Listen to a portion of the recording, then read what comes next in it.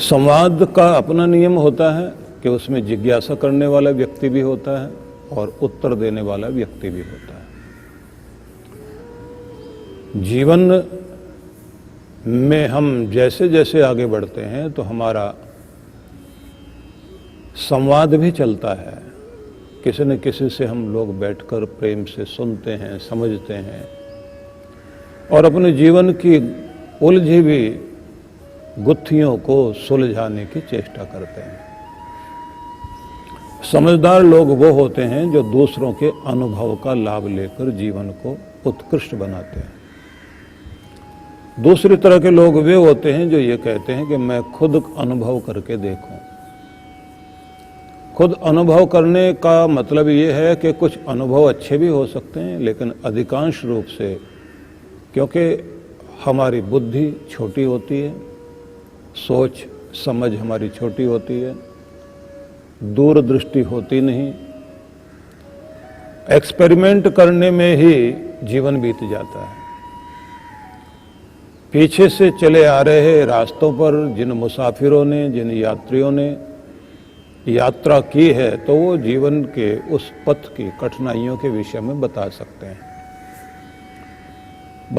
हैं कि इस तरह से चलना होगा, कहाँ कहाँ पर किस किस तरह से क्या कठिनाई होगी और कैसे आप बचकर निकलेंगे। पुराने लोगों के अनुभव का लाभ विज्ञान भी ले रहा है। पुरानी चीजें जो खोज की गई थी उसमें थोड़ा सा और प्रयोग हुए। मतलब एक छोटी सी सुई भी अगर आपके पास में है तो वो हजारों सालों का आविष्कार है। मतलब अनेक हाथ लगे तो जाकर सुई की एक कल्पना हुई। पहले लोग नहीं बिना सिले कपड़े पहनते थे। अगर एक माचिस के बारे में भी आप सोचें तो पहले पत्थर पर पत्थर मारकर आग पैदा की जाती थी। चीजें आगे बढ़ती चली गई और माचिस से आगे चलकर हम मैच बॉक्स से आगे चलकर हम लोग वहां पहुंच गए कि अब आप अपना जो चूल्हा जलाते हैं तो वहां तो केवल एक बटन दबाते हैं, दोनों ही चीजें शुरू हो जाती हैं, चूल्हा जल जाता है, अग्नि अपने आप जल जाती है। कहने का अर्थ केवल इतना ही है कि मनुष्य ने अपने खोजें जारी रखी और उसका परिणाम ये हुआ, जब पहला किसी पहिए का एक चक्र का आविष्कार हुआ तो वो गति का आविष्कार था और उसी के साथ में वो मशीनों में घूमता हुआ पहिया, वो गाड़ियों में घूमता हुआ पहिया आज हमारी प्रगति का सूचक बन गया। तो अनुभव का लाभ लेना होता है। पुराने लोग जो मार्ग बता गए हैं उन्होंने संसार के साधनों के बारे में ही नहीं बताया, जीवन के साधन के बारे में भी बताया कि कैसे आप जिंदगी जिएंगे, क्योंकि मूलभूत मनुष्य की समस्याएं वही रहती हैं कि उसकी जो भावनाएं हैं उनकी अभिव्यक्ति जिन भाव मुद्राओं में होती है, चेहरे के जो हाव भाव, बॉडी लैंग्वेज जो बनती है, किन किन चीज़ों से कैसे बनती है। मतलब जैसे प्रकृति में 6 रस दिए गए, लेकिन वही आप अगर काव्य में चले जाएं तो वो 9 रस बन जाएंगे। जीवन में भी उनकी भावनाएं उसी तरह से 9 रसों में दिखाई देती हैं। कुल मिलाकर सार में हम यही कहेंगे कि हमें अपने अनुभव से तो सीखना ही है, लेकिन दूसरों के अनुभव का भी लाभ लेना चाहिए। उस आधार पर संवाद चलते हैं। तो गीता उपनिषदों का सार है, ये कहा जाता ही है, लेकिन इसको हम कहें कि जो अब तक चला आ रहा था उस सबको युग अनुरूप नहीं, बल्कि मानवता के हित के लिए जैसे श्री कृष्ण ने अर्पित किया, वो एक बहुत बड़ी चीज है। तो जिस बिंदु पर हम लोग कल जहां तक पहुंचे थे, 46 श्लोक आपने देखा था, 46वां अब 47वां श्लोक है। प्रसिद्ध श्लोक है ये। कर्मण्येवाधिकारस्ते मा फलेषु कदाचन। माँ फल मां कर्म फल हेतुर्भूर्मा ते संगोस्त्व कर्मणि। ये गीता का ज्यादा से ज्यादा प्रसिद्ध श्लोक है जो आमतौर से लोगों ने बहुत बोला है, लेकिन समझने की बारी में बहुत बार भूल होती भी है। पहले अर्थ को समझ लीजिए। भगवान श्री कृष्ण कह रहे हैं कि तुम्हारा अधिकार केवल कर्म करने का है। कर्मणि, कर्मों में, एव ही अधिकारस्ते, तुम्हारा अधिकार है।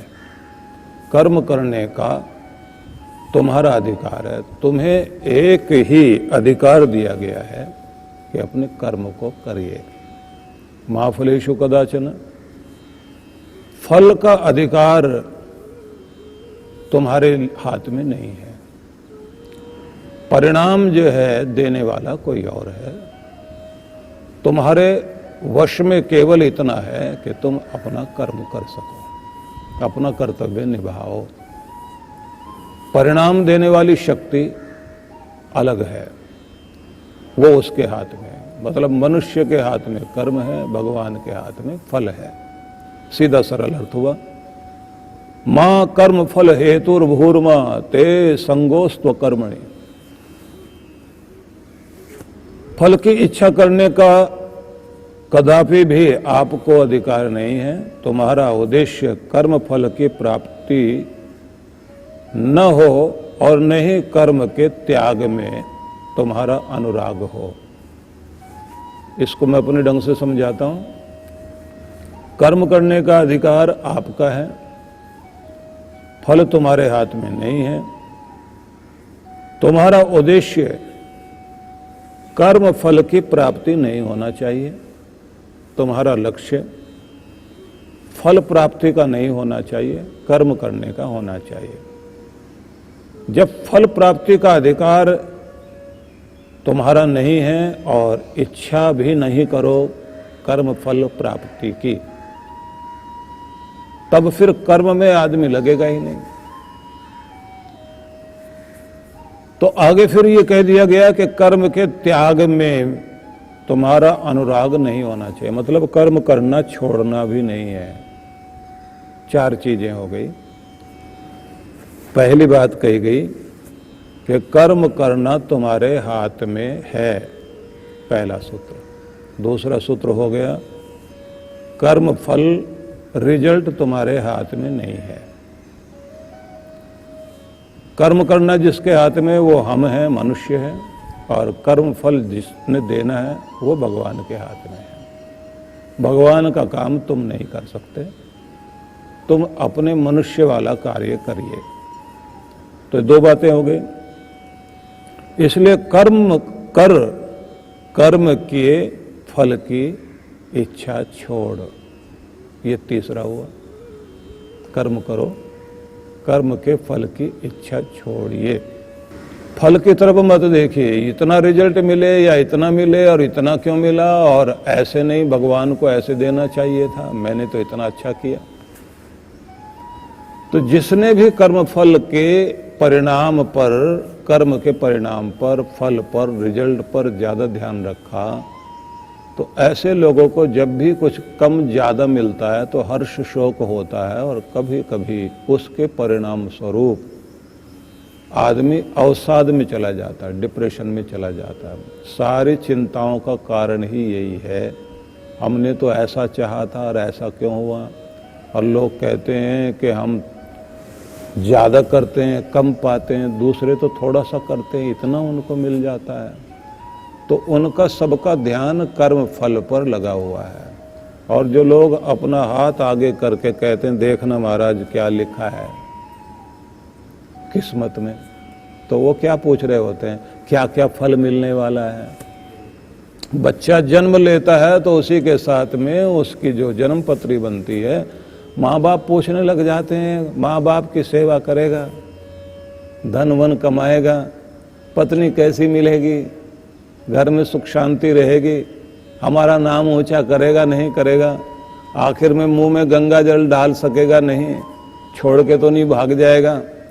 अब वो भी जो न जाने क्या क्या देख के इसमें क्या लिखा हुआ है, भगवान का लिखा हुआ कौन पढ़ सके, लेकिन वो भी ये सोचता है कि इसमें जो लिखा हुआ वो तो मुझे नहीं समझ में आता, लेकिन इनकी इच्छाओं में क्या लिखा हुआ, ये क्या चाहते हैं, क्या सुनना चाहते हैं, बस बहुत घुमा फिरा के, क्योंकि अगर ज्यादा ही बटरिंग कर दे तो अगला आदमी भाग खड़ा होगा।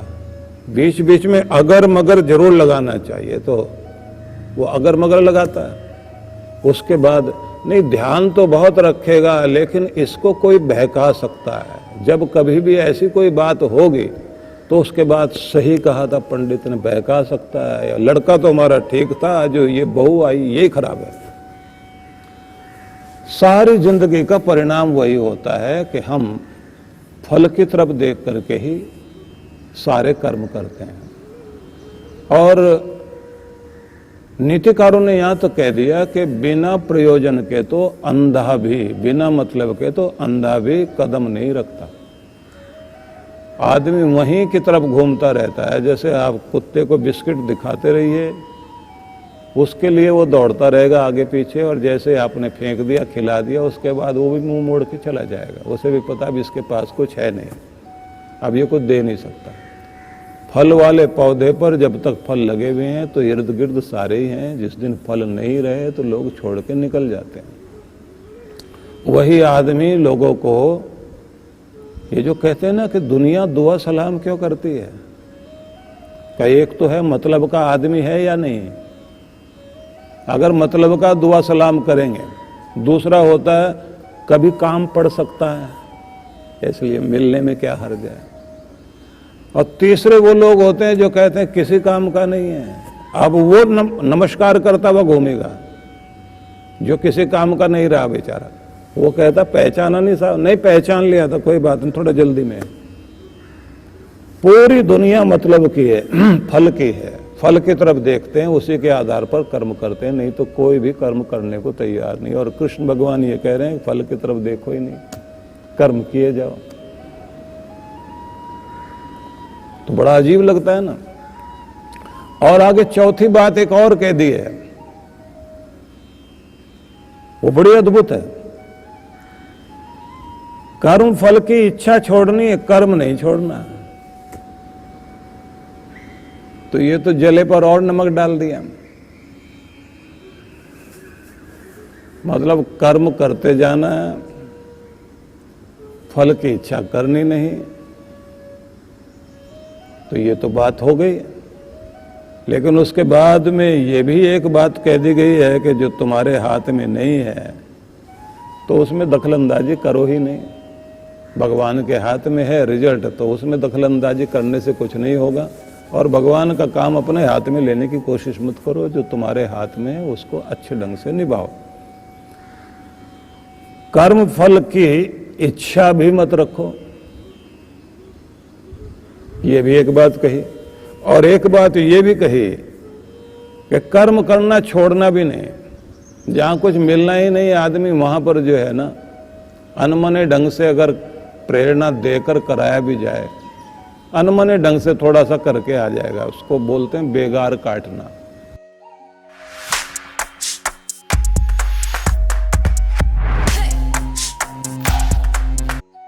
फालतू का काम है, मिलना मिलना कुछ नहीं है, तो क्यों जाएं। अब थोड़ा सा आगे बढ़ जाएं। आपको ये तो पता लग ही गया कि सारी समस्या की जड़ फल है। सारी समस्या की जड़ ये भी है कि कम ज़्यादा मिलने से आदमी सुखी दुखी भी होता है। और फल में हम लोग इतने उलझे हुए हैं कि पूरे जीवन में जिसके पास फल है तो उसे कहते हैं सफल, फल सहित सफल आदमी। फल है तो इसका मतलब सफल आदमी है। और अगर फल ही नहीं है तो निष्फल क्रिया हो गई है, फल नहीं मिलता। तो सारे तो सफल होना चाहते हैं, फल वाले होना चाहते हैं, परिणाम पाना चाहते हैं। और यहां कहा जा रहा नहीं, परिणाम की जरूरत ही नहीं है, सफल होने की जरूरत नहीं। सफलता क्या? किसी चीज को पा लेना सफलता नहीं है। सफलता फिर क्या है?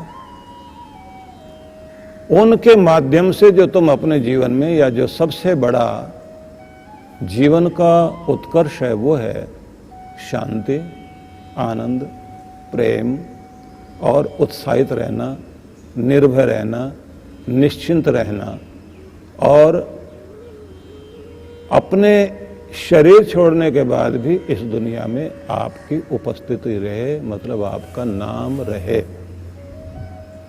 और खुद को संतुष्टि भी हो, तृप्ति भी हो। मनुष्य अपनी तृप्ति चाहता है, मनुष्य अपनी संतुष्टि चाहता है। तो कोई चीजें ऐसी होती हैं जो शुरू शुरू में लगती है कि इनको करने से मुझे ये फल मिलेगा, लेकिन उस फल के पाने के बाद एक दूसरी चीज और खड़ी हो जाती है जो अशांति और दुखदायी हो जाती है। कृष्ण भगवान ये कहते हैं कर्म तो करने हैं, कर्म के रिजल्ट भी आएंगे, क्योंकि हर कर्म जो है अपना रिजल्ट देता है। तुम्हारी आसक्ति नहीं होनी चाहिए, उसमें अटैचमेंट इतनी मत रखो।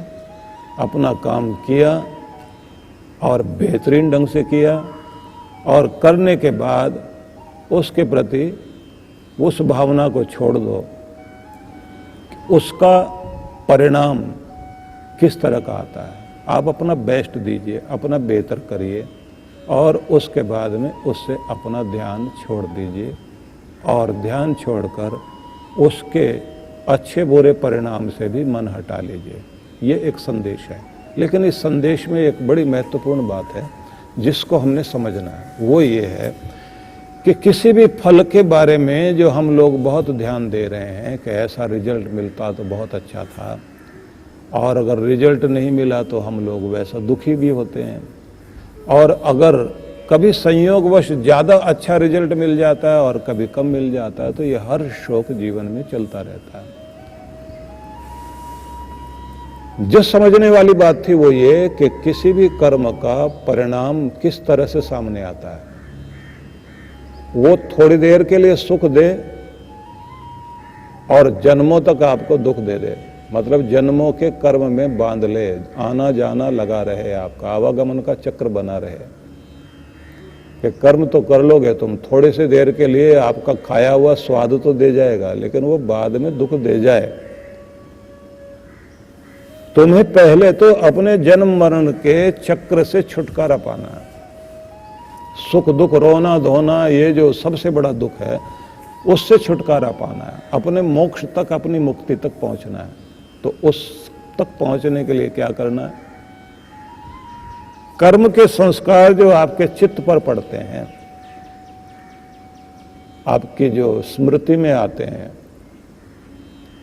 मेमोरी बैंक जो आपका चित्त है, उस पर आपके कर्म के बीज अंकित हो जाते हैं और वो अगला जन्म देंगे। तुम्हें कर्म ऐसे ढंग से करने हैं कि वो बीज रहे ही नहीं, वो जन्मों का लेखा नहीं हो जाए, क्योंकि अपने यहां तो ये कहा जाता है कि किसी का लिया है तो लौटाने के लिए दुनिया में आना पड़ेगा, नहीं तो अभी लौटा के जाओ। ज्यादातर लोग यही तो करते हैं कि जीवन के अंतिम भाग तक भी ये कोशिश करते हैं कि जिसका भी लिया दिया है सबका हिसाब बराबर करें। किसी को दुख पहुंचाया है उसके पास जाकर के माफ़ी मांग कर आएँ और सारा खाता क्लियर करके जाएं, जिससे अगले जन्म में फिर से हम वहीं आकर ना खड़े हो जाएं। हमारी परिस्थितियां बार बार हमें वहीं लाकर खड़ा कर देती हैं।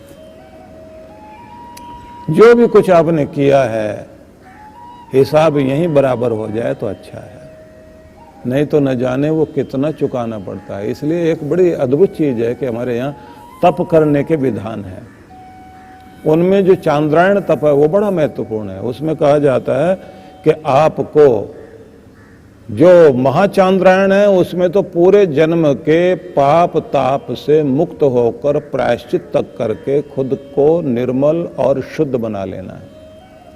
और लघु चांद्रायण का मतलब होता है कि आपके पिछले वर्ष के किए गए समस्त पाप ताप के कुसंस्कार जो चित्त पर पड़े हुए हैं उनको उसी समय धुल दिया जाए, अच्छी तरह से ओवरहालिंग कर ली जाए, जिससे इतने निर्मल और पवित्र होकर आप जाएं, एक पवित्र आत्मा।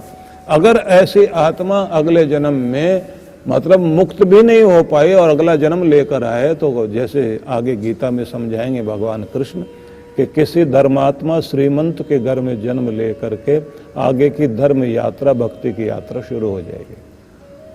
साधन सारे रहेंगे आपके पास, सुख साधन रहेंगे, सारे साधनों के बाद भी आपके जीवन में धन भी होगा लेकिन धर्म भी रहेगा। फिर गुरु ढूंढने के लिए नहीं जाना पड़ेगा, गुरु ढूंढ तब आपकी जिंदगी में आएगा, साधन बनते चले जाएंगे और तभी जाकर किसी जगह कोई महावीर और कोई बुद्ध, कोई नानक, कोई गोरख, कोई कबीर, ये जो भक्तों की श्रेणियां हम लोग दुनिया में देखते हैं। हालांकि गुरु नानक देव तो एक बहुत बड़ी शक्ति, जिन्होंने इस धरती पर एक अलग ही तरह का संसार को ज्ञान दिया और बड़ा महत्वपूर्ण था। लेकिन कुछ भक्त भी तो हुए ना, सैना नाई, गौरा कुम्हार, सावंता माली, सदना गसाई, कर्मा बाई, ये बहुत सारे भक्त हुए दुनिया में। तो ये एक अलग तरह की चीज है। एक अलग तरह की चीज वो भी है कि जो ऐसे श्रीमंत लोग रहे हैं, धन ऐश्वर्य के बीच में रहते रहते उन्होंने अपने जीवन में भक्ति करते करते और अपने आप को इतना ऊंचा उठा लिया कि यहां भी स्वर्ग था उनका और वहां भी स्वर्ग रहा। वो स्वर्ग के वातावरण में ही जीते रहे। तो भगवान कृष्ण ये कह रहे हैं कि तुम इसको ऐसे मत समझो कि मैं तुम्हें कर्म करने के लिए तो कह रहा हूं और ये कहता हूं कि तुम्हें जो है इसकी मजदूरी नहीं मिलेगी। मतलब आदमी से सुबह से लेकर शाम तक काम करा लिया और साथ में कह दे रिजल्ट की तरफ नहीं देखो, जब मिलेगा जितना मिलेगा, जैसे मिलेगा बाद में देखेंगे। तो वो ये नहीं कह रहे, वो ये कह रहे हैं कि मैं तुम्हें वो कर्म के लिए बता रहा हूं जिसका परिणाम तो होगा, लेकिन वो परिणाम भी ऐसा नहीं होगा। तुम किसी भी कर्म को इसलिए करते हैं कि तुम्हारा दुख दूर हो, तुम्हें संतुष्टि मिल जाए, तृप्ति मिल जाए, तुम्हारा भय मिट जाए। मैं तुम्हें कर्म का वो ढंग बताता हूं कि जिससे तुम्हारे जन्मों जन्मों के दुख मिटे, जन्मों की अशांति मिट जाए। तुम जो बार बार रोते हो, दुनिया में आते हो, जो महात्मा बुद्ध ने कहा था ना कि कितनी बार इस दुनिया में तुम आए, कितनी बार तुमने जन्म लिए, इतने जन्म हो गए कि आंसुओं से दुखों में रोते रोते तुम्हारे आंसुओं से इस धरती पर तालाब बन गए। का वो जो पानी दिखाई दे रहा है वो तुम्हारी आंखों से गिरा हुआ, तुम्हारे दुख में बरसा हुआ पानी है। और तुम्हारे मरने पर जो राख बनी है वो मिट्टी के ढेर बन गए हैं। पहाड़ों में लगे हुए पत्थर तुम्हारी हड्डियों के ढेर, इतने बार जन्म ले चुके हो। समझाने का मतलब उनका यही है कि इतने जन्म हो चुके हैं और इतने जन्मों का मतलब यह है कि जन्म हुए हैं तो रोना भी जारी रहा और रोते ही चले गए। तो अब तो कम से कम कहीं पूर्ण विराम लगना चाहिए, फुल स्टॉप लगना चाहिए कि अब रोना बंद, कि मैं तुम्हारा रोना छुड़वाना चाहता हूं, कि उसके लिए तुम्हें एक कर्म योग बताने लगा हूं। बस तुमने इतना ही करना है कि अपना कर्तव्य निभाते चले जाओ और उस फल की तरफ मत देखो जो तुम्हें इस दुनिया में उलझा जाए। लेकिन वो कर्म भी कैसे करना है कि कर्म फल की आसक्ति तुम्हारे मन में नहीं रहे। कर्म करने की स्वतंत्रता तुमको दी गई है, पाने की स्वतंत्रता तुम्हारी नहीं है। पाने की, कर्म फल की स्वतंत्रता तुम्हारी नहीं है। फल भोगने में प्रत्येक व्यक्ति कर्म करने में स्वतंत्र है, फल भोगने में परतंत्र है। इसलिए तुम जहां परतंत्र हो, गुलाम हो, जहां तुम्हारे हाथ बांध दिए जाते हैं, वो तुम्हारे कर्म का फल है। और कमाल तो ये है, इस पूरी सृष्टि में दो तरह के जीव हैं, मनुष्य और पशु पक्षी कीट पतंग। अब दोनों में अंतर क्या है? एक है भोग योनि, पिछले कर्मों का फल भोगने के लिए इस दुनिया में है, और एक है उभय योनि। वो मुख्य रूप से तो कर्म योनि है, वो है मनुष्य। अब मनुष्य जो है इस दुनिया में कर्म करने के लिए भी आया और पिछला भोगने के लिए भी आया। और ये जो पशु पक्षी कीट पतंग है, जितनी भी तरह के जीव जंतु हैं, वो सब के सब फल भोगने के लिए दुनिया में है। अब दोनों में एक अंतर और है। जो सजा भोगने के लिए आए हैं, तो सजा देने वाले के पास इतनी जिम्मेदारी तो होती है कि भैया इनको खाना वाना तो आपने देना है। तो जेल में जो पड़े हुए हैं, रोटी तो सरकार देती है उनको, रहने की जगह भी देती है। तो सारे पशु पक्षी कीट पतंग को रोटी वोटी देने का जो है ग्रीन कार्ड भगवान ने दे रखा है। कहीं भी जाकर के अपना खा लें, तोता उड़ेगा जाके बाग बाग में, जो सबसे अच्छा फल होगा जा करके खाएगा, उड़ करके चला जाएगा। माली आएगा जरूर उड़ाने के लिए, लेकिन माली के पास भाव ताव करने के लिए तोता कभी नहीं जाता। वो ये नहीं पूछता कि ये रेट क्या चल रहा है आजकल आमों का या लीची का, उसको रेट पूछने की जरूरत ही नहीं है। और ना कोई करेंसी चलती है कि वहां जाके पैसे दे के आए कि जरा थोड़े से लीचियां खानी है आपकी, हम भी खाएंगे, हमारे बच्चे भी खा के जाएंगे, पत्नी भी आएगी, वो भी थोड़े से कुछ खाती है, कुछ गिराती भी है। ऐसा कोई हिसाब किताब नहीं है। जाएंगे, खाएंगे, उड़ेंगे। और कहीं भी घोंसला बनाएं, आप घोंसला बनाएंगे तो वो किसी भी पेड़ पे जाके बनाएंगे, उनको कोई इजाजत लेने की जरूरत है, गवर्नमेंट से लाइसेंस है या नहीं है। मुख्यमंत्री से ये पूछें आजकल कौन सा कानून है, मकान यहाँ बनाना हो तो कैसे बनाना। उनका मुख्यमंत्री तो एक ही है, उनका प्रधानमंत्री भी एक है, उनका राष्ट्रपति भी एक है, वो परमात्मा है, क्योंकि भोग योनि में है। मनुष्य के साथ बड़ी मुसीबत है, उसको घर बनाने के लिए भी सारे वो कायदे कानून सब करने पड़ेंगे। चूहे को बिल बनाने के लिए कोई इजाजत लेने की जरूरत नहीं है, वो राष्ट्रपति भवन में बनाए या प्रधानमंत्री भवन में बना दे, जाके ट्रंप के घर में जाके बना दे। उनके आगे जो लॉन पड़ा वहां जाके दो चूहे जाकर के वहां अपना बिल विल बना के बैठ जाए और वहीं से झांक के देखते रहे अमेरिका के राष्ट्रपति हैं। उन्हें पूछने की जरूरत ही नहीं है, क्योंकि उनके पास तो अंतरराष्ट्रीय स्तर का ऐसा ग्रीन कार्ड है, कहीं भी जाओ जाकर के वहां अपना बनाओ, वहां जाकर रहो। हालांकि इन सब के पास भी भगवान ने उपकार करने का बड़ा तरीका दिया हुआ। ये जो आपके कौवे हैं ये बोलते हैं, बड़ा अजीब लगता है इनकी आवाज सुनकर, लेकिन प्रसंग चला तो आपको बताऊं, जितने नीम के पौधे, जितने पीपल के, जितने बरगद के पौधे उगे हुए दिखाई देते हैं, वो सारे इन्होंने ही उगा रखे हैं। ये भी माली का काम कर रहे हैं। ये जो खा करके इनके जो वो खाए हुए में जो बीज निकल जाते हैं, वो जहां भी ज्यादातर ये लोग बैठते हैं बाउंड्री के पास में, तो ज्यादातर वहां पीपल उगाएगा, नीम उगाएगा, जामुन उगा देंगे ये लोग। और उगाते भी ऐसे हैं कि उनका उगाया हुआ तो बहुत पक्का होता है, माली का उगाया हुआ उगे ना उगे, इनका तो पक्का है। और आपको और आश्चर्य लगेगा कि गिलहरी ने लाखों, दुनिया में पेड़ तो लगाने का काम गिलहरी करती है।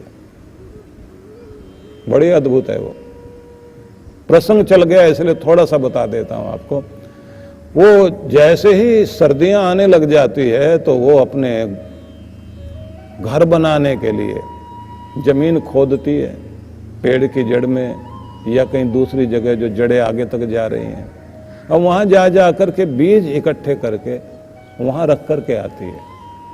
इसी बीच में किसी न किसी गिलहरी से झगड़ा हो जाता है, वो अपनी जगह भूल ही जाती है कि इसमें यहाँ रखा था यहाँ, क्योंकि झगड़ा करते आगे निकल जाते हैं। वो बीज वहाँ जमीन में रखे रह जाते हैं, और अगर उसके घर में बैठ भी जाए वो तो कुछ ही खा पाते हैं, कुछ उगाते हैं जाके जमीन के अंदर कम से कम आधा फुट नीचे तक, उससे भी ज्यादा नीचे तक जाके बो करके आती है।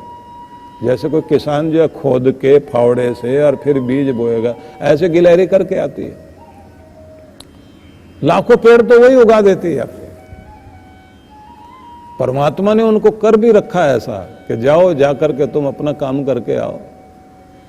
विषय न बदले, मैं आपको फिर वहीं लेकर चलता हूं कि ये जो भोग योनि है इस संसार में, इन सब के लिए भगवान ने ऐसी व्यवस्था की हुई है कि ये फल भोगने में मतलब अपना पिछले जन्म का जो भी कुछ किया था उसका रिजल्ट भोगने के लिए इधर है। अब वो रिजल्ट क्या है? अपनी वाणी के द्वारा लोगों को बहुत सताया था, तो एक शरीर मिल गया कव्वे का। अब कव्वे का शरीर पाने के बाद में उसकी वाणी किसी को पसंद ही नहीं आती। चालाकी में जिंदगी गुजारी थी तो लोमड़ी का शरीर मिल गया। पूरी जिंदगी टेढ़े मेढ़े चलना और लोगों को विष वमन करना, डंक मारना, तो सर्प का शरीर मिल गया। मिला क्यों? इसलिए दिया गया कि तुम अपने उस जहरीले स्वभाव को उसमें जीते जीते उस प्रोसेस से होके चलो कि जब तक वो तुम्हारे अंदर का जहर खत्म नहीं होगा, पूरी तरह धुले नहीं जाओगे, उससे मुक्त नहीं होगे, दूसरे में जाओगे, उल्लू वाले शरीर में जाओगे, भेड़िए वाले में जाओगे, सारी योनियों में होकर के बाहर निकलो। आपने कभी धुलाई का प्लांट देखा हो? इधर से निकलेगा, फिर उसमें जाएगा, फिर उसमें जाएगा, फिर उसके बाद सारी सफाई करने के बाद आगे फिर धुल के सुखा के प्रेस करके ऐसा बाहर लेकर आते हैं कि पहनने लायक हो जाता है। सारे जगह से धुलकर भगवान फिर इस आत्मा को भेजता है मनुष्य के शरीर में। उसके बाद में फिर कहता है अपने ऊपर कोई ऐसा रंग वंग मत चढ़ा लेना कि कभी मैं फिर तुम्हें कहूं कि जाओ दोबारा से इसी प्रोसेस से होकर के आओ। और शिव पुराण में तो बहुत अलग ढंग से भगवान शिव ने एक स्थान पर यही तो समझाया। उन्होंने इस बात को समझाया है कि प्रत्येक मनुष्य को मैं एक अवसर देता हूं। वो अवसर है स्वयं को शुद्ध होने का, पवित्र होने का। और अगर वो ज्ञान से, सत्संग से, संगति से स्वयं को पवित्र कर लेता है तो बहुत अच्छा। और अगर फिर भी पवित्र नहीं करे तो फिर मैं उसके शरीर में जैसे विष शरीर में आ जाए तो उसे बाहर निकालने के लिए ताप देता हूं, बुखार देता हूं, पसीना आएगा, अंदर का जहर निकलेगा। ऐसे ही मैं जीवों को तपाकर उनकी मैल को निकालकर उन्हें शुद्ध करता हूं और फिर एक नया जन्म देता हूं। और जब वो जन्म जन्मांतरों में भी अपने आप को परिशुद्ध बनाए रखें तब फिर वो मेरे धाम में आते हैं, मुक्त होते हैं। तो आपको वैसा कर्म करना है जिससे आपको बार बार जन्मों के चक्र में, स्वर्ग नरक के चक्र में ना पड़ना पड़े, रोना धोना ना हो। आपको कर्म को निष्काम बना लेना है।